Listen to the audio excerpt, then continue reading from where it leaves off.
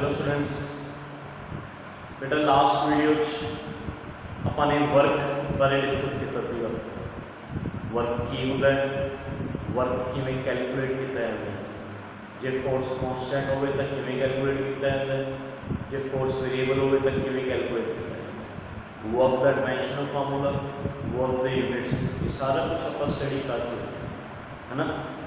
In this video we are going to study about energy, about power, about kinetic energy, about work energy theorem। ये सारा concept आपका इस video में discuss करेंगे। बहुत छोटे छोटे ये पॉइंट्स है बेटा, ध्यान से समझिए। तो आप स्टार्टिंग कर रहे हैं एनर्जी ना। What do you mean by energy?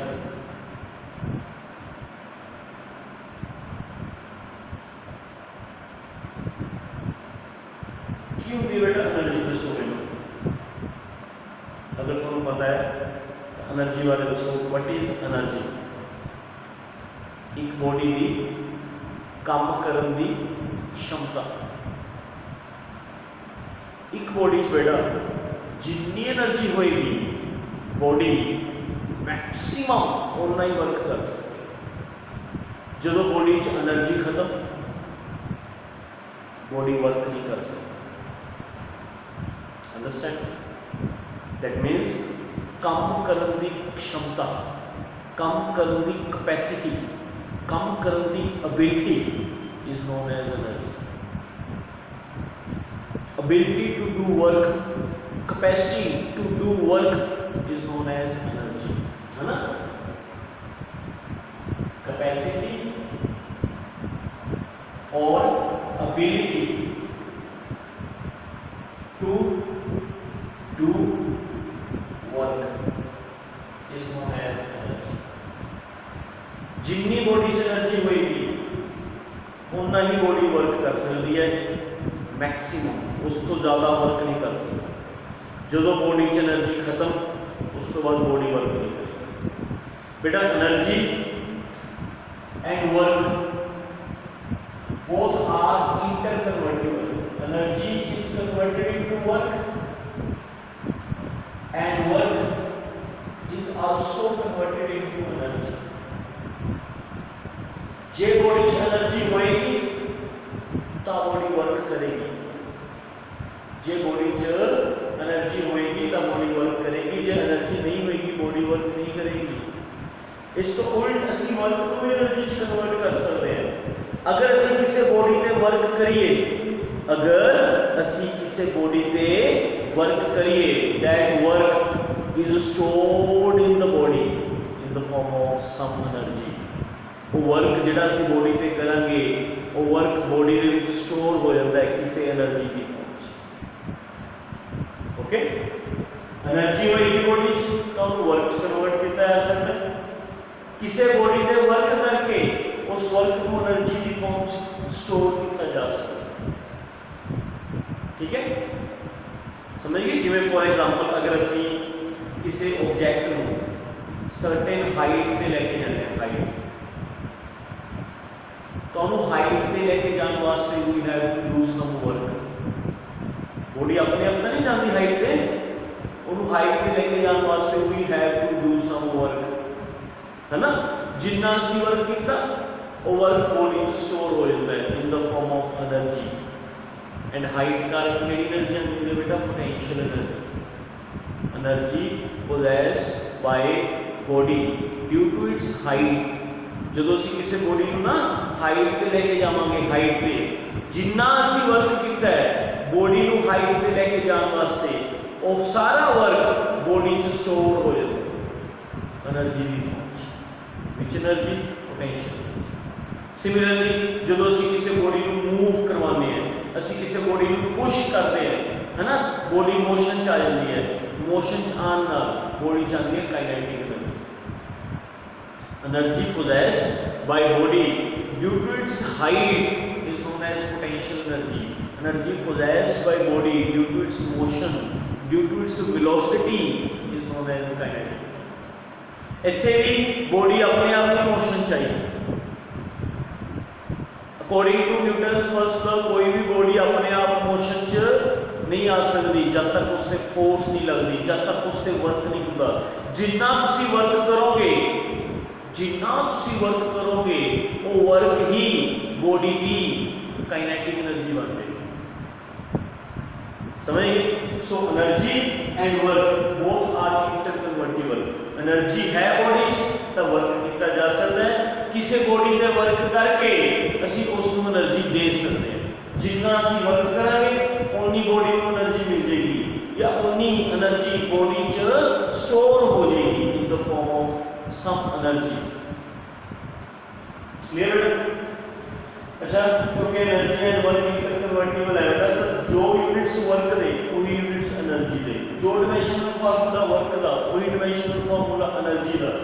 Work दा डायमेंशनल फार्मूला कल ਆਪਾਂ रीड आउट ਕੀਤਾ ਸੀਗਾ mL2T-2। एनर्जी का डायमेंशनल फार्मूला भी यही रहेगा mL2T-2।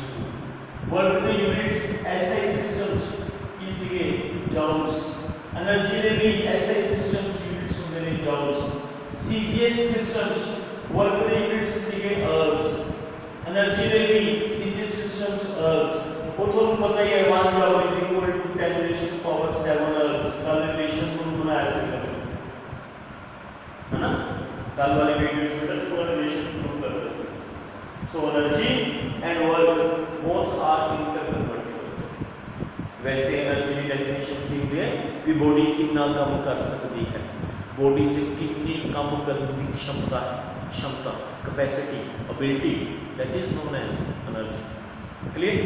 Now we further move, we are going to discuss about power. Power की हुई पावर,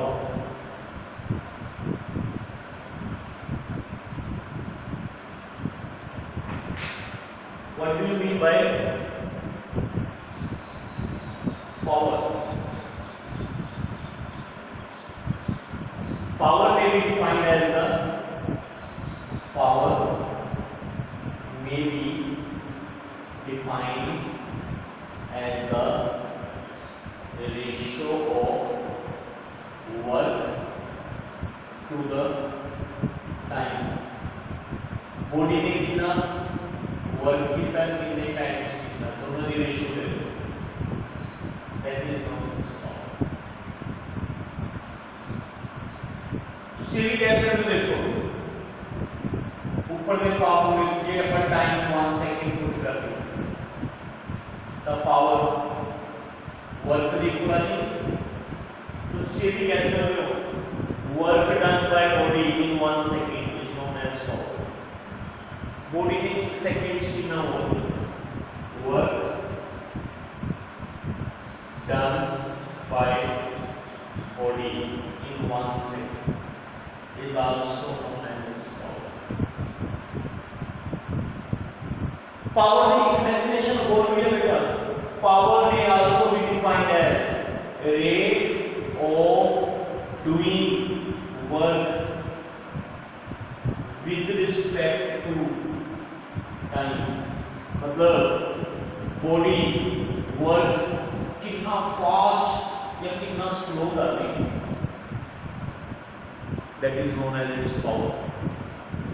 बॉडी का रेट ऑफ डूइंग वर्क कितना है with respect to time, मतलब with respect to time body work कितना क्विक कर रही है या कितना स्लो कर रही है। पावर के टाइम का रिलेशन इनवर्स है बेटा, जितना बॉडी वर्क क्विक करेगी, क्विक टाइम कट लगेगा, पावर ज्यादा, दैट मींस बॉडी की पावर ज्यादा। जिस बॉडी की पावर ज्यादा है वो वर्क क्विक करेगी, टाइम कट लेगी। बट जिस बॉडी की पावर कट है, जिस बॉडी की पावर कट है वो टाइम ज्यादा लेगी, टाइम ज्यादा लेगी, दैट मींस वर्क स्लो करेगी। क्लियर? तो बॉडी कितना फास्ट या कितना स्लो, कितना क्विक बॉडी दी वर्क करने की स्पीड कितनी है, वो अपना वर्क कितने टाइम च फिनिश कर लेती है, that is known as power. तो मैं तुम्हें पावर की डेफिनेशन दस दिया, तो तीनों से जेडी वधिया लगती है तो तुम यूज कर सकते। ठीक है बेटा? पावर का डायमेंशनल फार्मूला, वर्क का डायमेंशनल फार्मूला आपने किया है mL2T-2। time t. The power, the dimensional formula m L2 t the power minus 3. M L2 t minus 3 is the dimensional formula of power. Power the units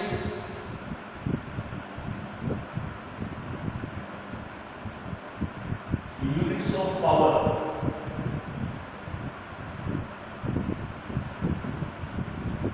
SI systems. Power is equal to work upon time. Work de beta SI systems work the units की होते हैं joules, time de seconds. The power de बन गए joules per second. इनमें new name दिया गया watt.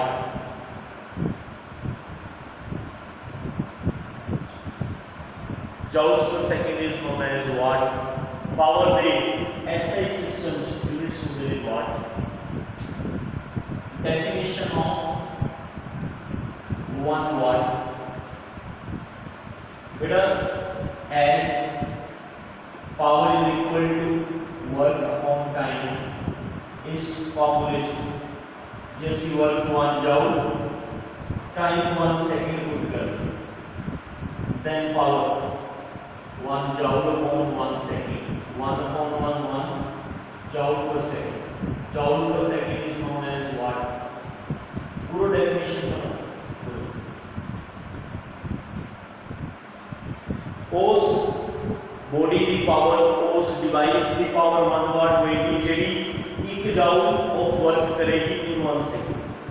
If a body do 1 joule of work in 1 second, then its power is said to be 1 watt. Shall we repeat? Power is said to be 1 watt if body do 1 joule of work in 1 second. कोई भी body अगर 1 joule of work 1 second etch कर रही है तो उसकी power 1 watt. CGS systems. CGS systems. Power work upon time.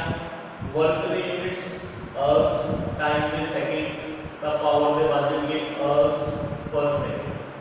इसमें कोई न्यू नेम नहीं दिखता गया से बेटा. CGS system जेडी पावर है वो erg per second चाहिए भैया. Clear? SI systems जरूर power the units watt नहीं but CGS systems erg per second. ठीक है?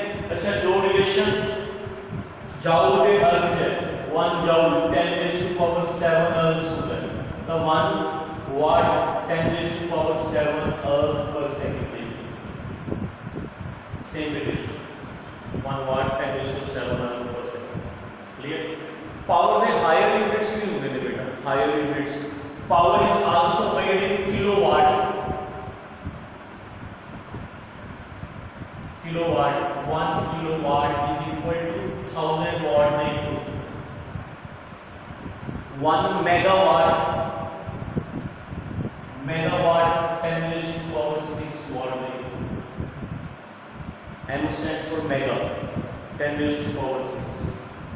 Power में industrial या commercial units भी होते हैं. Industrial units. Industrial units of power. Industrial units होते हैं horsepower. Horsepower. 1 horsepower is equal to 746 watt. इन्होंने horsepower को industrial units क्यों कहा जाता है बेटा? क्योंकि industries यूज करते हैं मोटर्स बन गए थे. मोटर्स और कहते हैं ये वाली मोटर 2 horsepower दी है, ये मोटर 5 horsepower दी है, ये मोटर 10 horsepower दी है, ये मोटर 100 horsepower दी है. horsepower इंडस्ट्रियल यूनिट्स में पावर है. 1 horsepower is equal to 746 watt. So this is all about power. Work done upon time taken या work done by body in 1 second या body अपना work कितना quick या कितना slow कर दिया है. Rate of will work with respect to time is known as power. Power the units discuss करते हैं. अपन एक फॉर्मूला पावर का और बनाने बेटा इसको यूज करते हैं. चेक करो फॉर्मूला बोलना हाँ बेटा पावर है अपन पता है as power is equal to work upon time या जिनको सीखते हैं रेट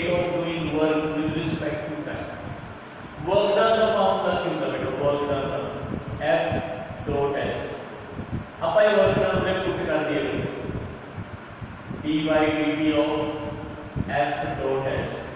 बेटा ये फार्मूला कदों लगाने होंगे जब फोर्स की होवे कांस्टेंट। ये फार्मूला से कदों लगाने होंगे when force is constant. J force constant है तो डेरिवेटिव जो बाहर आ जाएगी, डेरिवेटिव के रूल्स होंगे ने कांस्टेंट टर्म कम्स आउटसाइड, क्या बनेगा ds by dt। rate of change of displacement with respect to time is known as, देखो फोर्स बाहर आ गई, डॉट प्रोडक्ट बाहर आ गई, ds by dt is known as velocity। सो ये पावर का फॉर्मूला बेटा f dot v या fv cos theta, ठीक है। फोर्स से डिस्प्लेसमेंट की जगह डॉट प्रोडक्ट है, it gives work, but force से वेलोसिटी की जो डॉट प्रोडक्ट है it gives power. Clear? Dot product of two vector quantities is a scalar quantity. Last video में डिस्कस की दो वेक्टर्स की डॉट प्रोडक्ट स्केलर क्वांटिटी हो गया, that's why work is a scalar quantity. Similarly power is also a scalar quantity. Power भी scalar quantity है because it is the dot product of two vectors. the दो vectors की dot product scalar quantity. Clear? So this is all about power. इसको के अपन discuss करते हैं about kinetic energy, उसका expression drive करेंगे, वर्क एनर्जी थ्योरम डिस्कस करेंगे। दो छोटे छोटे ये टॉपिक्स हैं, बिल्कुल इजी ये टॉपिक्स हैं, बहुत छोटे छोटे ये टॉपिक्स हैं, ठीक है। इस करके अपन हम इस वीडियो में कवर करेंगे काइनेटिक एनर्जी, उसका एक्सप्रेशन, वर्क एनर्जी थ्योरम, उसका एक्सप्रेशन, ठीक है। पहला we discuss about kinetic energy. मैं काइनेटिक एनर्जी वाले बेटा तुम पूरी दस्से what do you mean about kinetic energy, tell me what do you mean about kinetic energy possessed by body due to its motion or velocity। Body ਦੇ ਵਿੱਚ जो energy आएगी उसके मोशन का, उसकी स्पीड का, उसकी वेलोसिटी का, that energy is known as kinetic. जितनी स्पीड घट होएगी उतनी बॉडी च काइनेटिक एनर्जी घट होएगी, जितनी स्पीड ज़्यादा होएगी उतनी बॉडी च काइनेटिक एनर्जी ज़्यादा होएगी। हुण जिवें डेली रूटीन वाइज हवा चलती है बट उस हवा की स्पीड घट होती है, स्पीड घट होती है तो उस काइनेटिक एनर्जी भी घट होती है। इस करके डेली जी हवा है वो किसी कच्चे घर की छत को उड़ाती नहीं हैगी। डेली जी हवा चलती है वो कोई पेड़ है ना, कोई ट्री वगैरह टुटते नहीं है, है ना, क्यों? क्योंकि उस काइनेटिक एनर्जी घट। बट जो तूफान आता है, विंड ब्लो करती है, कितनी हाई स्पीड होती है एयर, जितनी स्पीड ज़्यादा उतनी उस काइनेटिक एनर्जी भी ज़्यादा होता। उस वक्त एयर काइनेटिक एनर्जी बहुत ज़्यादा होती है, इन्नी ज़्यादा होती है कि वो अपने नाल कई कच्चे घर दियां छत्तां भी उड़ा के लै जाती है, बहुत सारे ट्रीज तोड़ जाती है, जड़ा तो उखाड़ देती है। It is all about the kinetic energy of wind, जड़ी बनी उसकी स्पीड कारण। हुण एक एग्जांपल और देना, आप किसी कंच के मान लो अपने को एक गेट है, गेट ग्लास का गेट है, तुसी उस गेट पे बहुत हाई स्पीड नाल स्टोन थ्रो करो, स्टोन जो स्टोन गेट पे टकराएगा है ना, गेट टूट जाएगा, सारा ब्रेक हो जाएगा। क्लियर? बट जो आप बुलेट फायर करो उस गेट पे, बुलेट उस गेट चो छेद करके निकल जाती है। क्लियर? या तुसी चलो इस कंफ्यूज हो सकते हो कि सर बुलेट वक्त भी ग्लास टूट सकता है, इट्स ओके, बुलेट वक्त भी ग्लास टूट सकता है। आप वुडन गेट ले लो, वुडन गेट, आप एक वुडन गेट के ऊपर स्टोन थ्रो करके मारते हैं, वुडन गेट के ऊपर लकड़ का गेट है उसके ऊपर स्टोन थ्रो करके मारो, वो स्टोन वुडन गेट पे हिट करके वापस गिर जाता है। वुडन गेट ਨੂੰ क्रॉस करके अगे नहीं जा सकता। बट अगर असी बुलेट फायर करांगे बुलेट वुडन गेट चो छेद करती हुई अगे निकल जाएगी। कारण है बेटा kinetic energy. Stone Manya stone की स्पीड ज़्यादा सी है ना, स्पीड ज़्यादा सी, स्पीड के कारण उस कितनी एनर्जी आई काइनेटिक एनर्जी। वो काइनेटिक एनर्जी इतनी ज़्यादा नहीं सी भी वुडन गेट चो स्टोन पेनिट्रेट करके निकल जाए। बुलेट की स्पीड स्टोन के मुकाबले बहुत ज़्यादा होती है।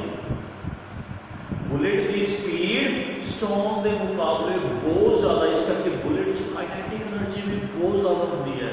उन्नी काइनेटिक एनर्जी नाल वो बुलेट गेट पे हिट करती है, उस चो पेनिट्रेट होकर अगे निकल। तो बेटा बुलेट का गेट चो पेनिट्रेट होकर अगे निकल जाना इस गल का सबूत है भी उस काइनेटिक एनर्जी बहुत ज़्यादा है।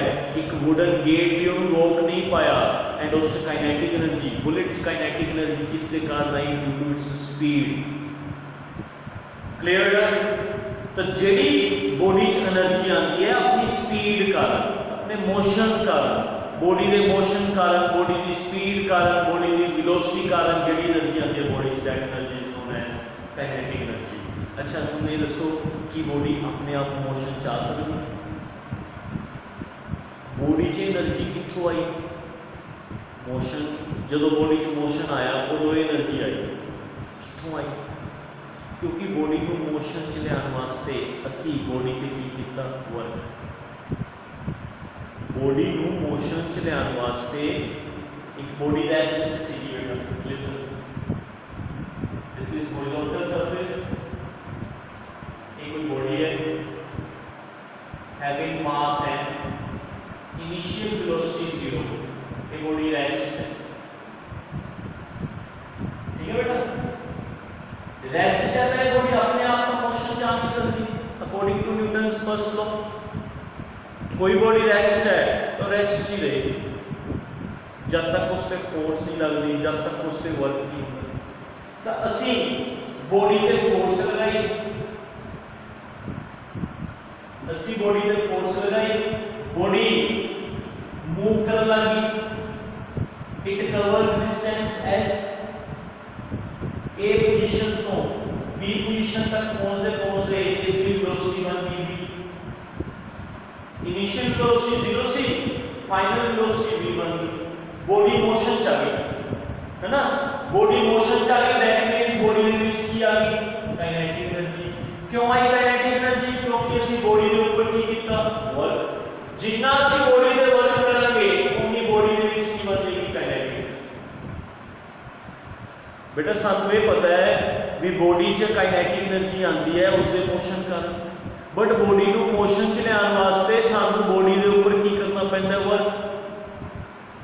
बॉडी को मोशन च लियाउण वास्ते we have to do some work on the body and our work जेड़ा असी वर्क कीता that work is convert into kinetic energy. वही वर्क बॉडी की बन जाता काइनेटिक।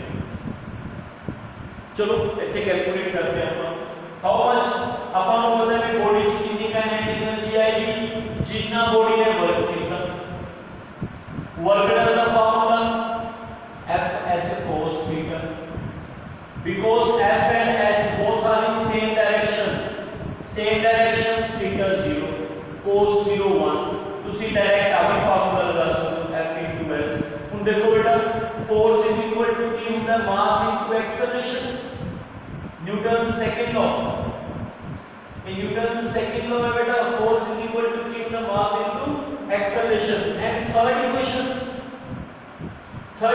से भी v square minus u square is equal to 2as। इससे अप्लाई करो final velocity v, initial velocity 0, acceleration find करनी है, डिस्टेंस कितना s। तो बेटा तो v square by 2s आ गया ये v square by 2s a equal आ गया force is equal to mass into acceleration, acceleration की value v square by 2s, s ना s कैंसिल, ये बन गया काइनेटिक एनर्जी का फार्मूला।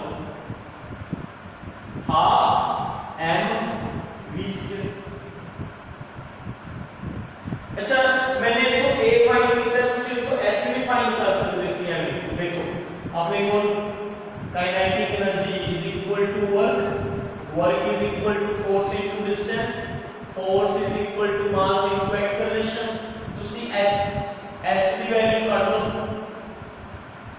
s ਦੀ value final velocity v, initial velocity 0, 2as v square by 2a is equal to s की value put कर दो v square by 2a, a ना a कैंसिल हो जाएगा, हाफ है v square, this is the kinetic energy of the road. जितना ਤੁਸੀਂ body ਨੂੰ ਮੋਸ਼ਨ ਚ ਲਿਆਉਣ ਵਾਸਤੇ ਬੋਡੀ ਤੇ ਵਰਕ ਕਰੋਗੇ, ਬੋਡੀ ਨੂੰ ਮੋਸ਼ਨ ਚ ਲਿਆਉਣ ਵਾਸਤੇ ਜਿੰਨਾ ਵਰਕ ਤੁਸੀਂ ਬੋਡੀ ਤੇ ਕਰੋਗੇ, that work becomes kinetic energy। ਉਹ work kinetic energy ਬਣ ਜਾਏਗੀ, ਚਾਹੇ ਤੁਸੀਂ s ਦੀ ਵੈਲਿਊ ਪੁੱਟ ਕਰ ਲਓ v square by 2a, चाहे किसी a की वैल्यू पुट कर दो v square by 2s, ठीक है, इक्वेशन काइनेटिक एनर्जी का formula clear. So this is about kinetic energy. Now work energy theory, छोटा टॉपिक से ना बेटा, आसान है टॉपिक है, इजी टॉपिक। नाउ इतना की छोटा टॉपिक बेटा है अबाउट वर्क एनर्जी थ्योरी, वो भी डिस्कस करते हैं अपन।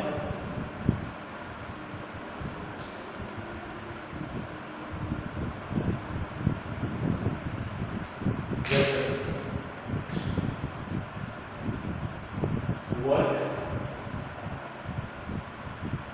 Energy theory,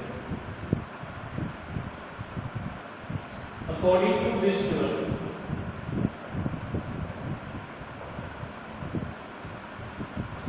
work done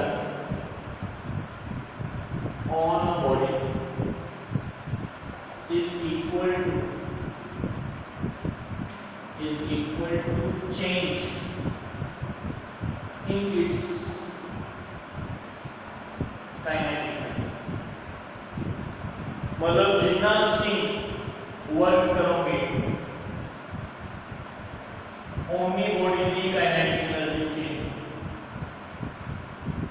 change in kinetic energy बेटा है आपका final kinetic energy minus initial kinetic energy, that is equal to change in kinetic. Kinetic energy का फॉर्मूला सम होता है half m v square, final velocity का final kinetic energy, initial velocity का initial kinetic energy. ये proof करेंगे मेरा work done होता है तो चेंज इन काइनेटिक एनर्जी लिखो, फाइनल वेलोसिटी का फाइनल काइनेटिक एनर्जी आ जाएगी बेटा, इनिशियल वेलोसिटी का इनिशियल काइनेटिक। ਇਹਦਾ मीनिंग ये है बेटा, सपोज करो बॉडी ਦੇ ਵਿੱਚ ਪਹਿਲਾਂ ਹੀ ਕੁਝ ਕਾਈਨੈਟਿਕ એનર્ਜੀ ਹੈਗੀ ਸੀ, ਪਹਿਲਾਂ ਹੀ ਬॉडी ਕੁਝ ਵੈਲੋਸਿਟੀ ਨਾਲ ਮੂਵ ਕਰ ਰਹੀ ਸੀ, ਬॉडी 'ਚ ਕੁਝ ਕਾਈਨੈਟਿਕ એનર્ਜੀ ਹੈਗੀ ਸੀ ਆਲਰੇਡੀ, बॉडी 'ਚ ਕੁਝ ਕਾਈਨੈਟਿਕ એનર્ਜੀ ਹੈਗੀ ਸੀ ਆਪਣੀ ਸਪੀਡ ਕਾਰਨ। ਅਸੀਂ ਬॉडी ਤੇ ਫੋਰਸ ਲਗਾਏ, ਅਸੀਂ ਬॉडी ਤੇ ਵਰਕ ਕੀਤਾ, ਵਰਕ ਕਰਨ ਨਾਲ बॉडी ਦੀ ਕਾਈਨੈਟਿਕ એનર્ਜੀ ਜਿੰਨਾ ਤੁਸੀਂ ਵਰਕ ਕੀਤਾ है ना उन्नी होगी काइनेटिक एनर्जी चेंज हो जाएगी। समझ गए, ਤੁਸੀਂ ਕਿੰਨਾ ਵਰਕ ਡਨ ਕੀਤਾ 10 ਜਾਓ, उन्नी होगी काइनेटिक एनर्जी इंक्रीज हो जाएगी, पहला 2 जाओ सी 10 जाओ इंक्रीज होगी, काइनेटिक एनर्जी बन गई 12 जाओ, मतलब वर्क कितना कितना 10 जाओ, चेंज इन काइनेटिक एनर्जी भी नहीं आई, change in kinetic energy final kinetic energy minus initial kinetic energy, final 12 इनिशियल 2 10 जाओ, तो work done and change in kinetic energy equal आ जाएंगे। मतलब ਤੁਸੀਂ ਕਿਸੇ ਬੋਡੀ ਤੇ ਜਿੰਨਾ ਵਰਕ ਕਰੋਗੇ, ਕਿਸੇ ਬੋਡੀ ਤੇ ਜਿੰਨਾ ਵਰਕ ਕਰੋਗੇ ਉਨੀ ਉਹਦੀ ਕਾइनेटिक एनर्जी चेंज हो जाएगी, उनी ਉਹਦੀ काइनेटिक एनर्जी बढ़ जाएगी, इंक्रीज हो जाएगी, मे बी डिक्रीज हो जाएगी। अगर ਤੁਸੀਂ वर्क ऑपोजिट कर रहे हो तो डिक्रीज होएगी, जे वर्क सेम डायरेक्शन में कर रहे हो तो इंक्रीज होएगी। इस करके से इंक्रीज या डिक्रीज नहीं बोलते, की बोलते हैं चेंज।